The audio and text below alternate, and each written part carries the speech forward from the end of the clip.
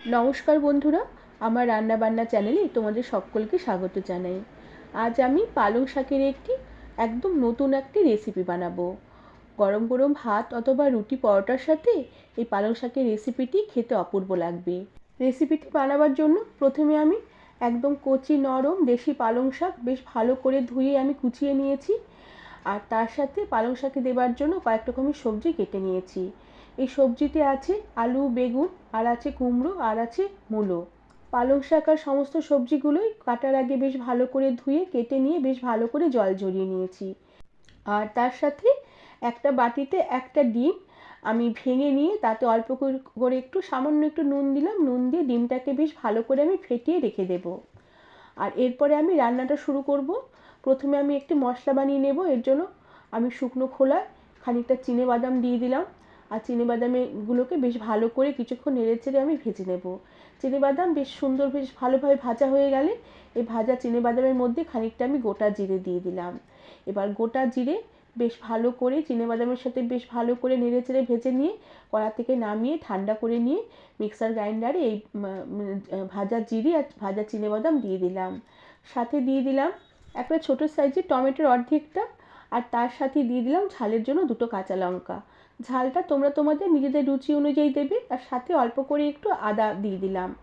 আর অল্প জল দিয়ে এবার সমস্ত মশলাগুলোকে বেশ ভালো করে মসৃণ করে পেস্ট করে রেখে দেবো।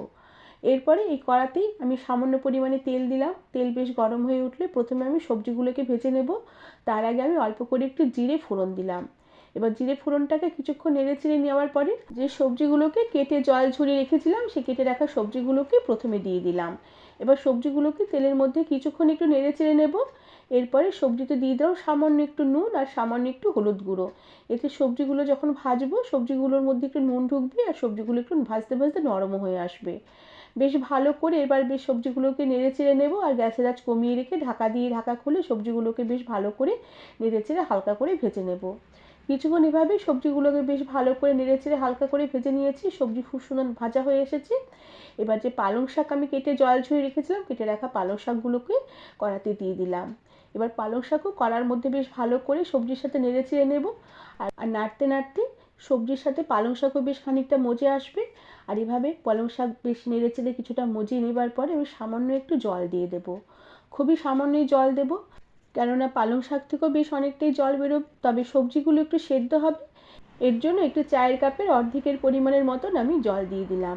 জল দিয়ে বেশ ভালো করে নেড়েচেড়ে মিশিয়ে নিয়ে গ্যাসের আঁচ কমিয়ে দিয়ে ঢাকা দিয়ে রেখে কিছুক্ষণ আমি রান্না হতে দেবো।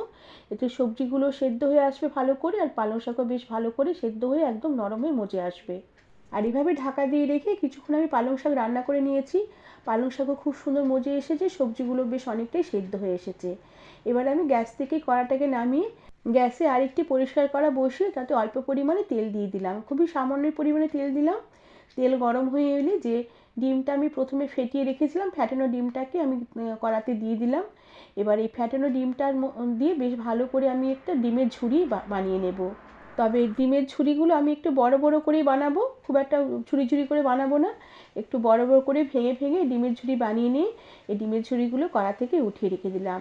এরপরে কড়াতে আবারও সামান্য একটু তেল দিয়ে দিলাম। এবার তেলে আমি অল্প করে একটু 2 কোয়া মতো রসুন কুচিয়ে রেখেছিলাম সেই কুচানো রসুন ফোড়ন দিলাম। এবার সাথে খানিকটা পেঁয়াজ, একটি মাঝারি সাইজের পেঁয়াজের অর্ধেকটা কুচিয়ে রেখেছিলাম এই কুচনো পেঁয়াজ কড়াতে দিয়ে দিলাম। এবার পেঁয়াজ কুচি রসুন কুচি একসাথে কিছুক্ষণ একটু ভেজে নেব। পেঁয়াজ আর রসুন একটু ভাজা ভাজা হয়ে একটু নরম হয়ে এলে আমি যে চিনেবাদামের সাথে খানিকটা মশলা বেটে রেখেছিলাম বাটা মশলা কড়াতে দিয়ে দিলাম। সাথে দিয়ে দিলাম পরিমাণ মতন নুন আর পরিমাণ মতন হলুদ গুঁড়ো। তবে নুনের পরিমাণটা একটু বুঝে দিতে হবে, কেননা সবজিগুলো ভাজার সময় আমি খানিকটা নুন দিয়ে সবজিগুলোকে ভেজে রান্না করে নিয়েছিলাম। এবার সমস্ত মশলাগুলোকে বেশ ভালো করে নেড়েচেড়ে মিশিয়ে নেব। আর তার সাথে অল্প করে একটু আমি লঙ্কার গুঁড়ো দিলাম। এবার সমস্ত মশলাগুলোকে বেশ ভালো করে একটু কষিয়ে নেব। মশলা বেশ নাড়তে নাড়তে খুব সুন্দর কষানো হয়ে এসেছে। মশলার জল শুকিয়ে গিয়ে মশলা থেকে বেশ ভালোভাবে তেল ছাড়তে শুরু করেছে। আর যেহেতু বাদাম বাটা আমি দিয়েছি তাই বেশ ভালো করে খুব সুন্দর একটা চতুর্দিক থেকে তেল ছাড়তে শুরু করেছে। এবার আমি কষানো মশলাতে ভাজা ডিমের ভুজিয়াগুলো দিয়ে দিলাম। আর রান্না করে রাখা পালং শাকগুলোকে এবার আমি কড়াতে ঢেলে দিলাম। এবার সমস্ত কিছু বেশ ভালো করে নেড়েচেড়ে মিশিয়ে নেব, আর তার সাথে স্বাদের ব্যালেন্সের জন্য অল্প করে একটু চিনি দিয়ে দেবো। চিনিটা এখানে সামান্য একটু দিতেই হবে, চিনি দিলে স্বাদের ব্যালেন্স আসবে, খেতে একটু ভালো লাগবে। সব কিছু বেশ ভালো করে নেড়েচেড়ে মিশিয়ে নেব, আর একটু ঘন ঘন নেড়েচেড়ে দেবো, যেহেতু বাদাম বাটা দেওয়া আছে কড়ার তলায় ধরে যেতে পারে। যতক্ষণ না একটু এই জলটা শুকিয়ে গিয়ে একদম সুন্দর একটা মাখা মাখা হয়ে আসে। আর এরপরে নুন আর মিষ্টি স্বাদ চেক করে নিতে হবে। সব কিছু ঠিকঠাক পরিমাণ মতন হয়ে গেলে গ্যাসের আঁচ বন্ধ করে দেবো। আর এরপরে আমি এই নতুন ধরনের পালং শাকের রেসিপিটি সার্ভ করে দেবো। বন্ধুরা, আমার আজকের পালং শাকের রেসিপি তোমাদের কেমন লাগলো আমাকে তোমরা কমেন্ট করে জানাবে। আর ভালো লাগলে একটি লাইক, শেয়ার আর সাবস্ক্রাইব করে দেবে অনুরোধ রইল। তার সাথে পাশে থাকা বেল আইকনটা প্রেস করে দেবে, যাতে আমার সব নতুন ভিডিও নোটিফিকেশন সবার আগে তোমাদের কাছে পৌঁছে যাবে।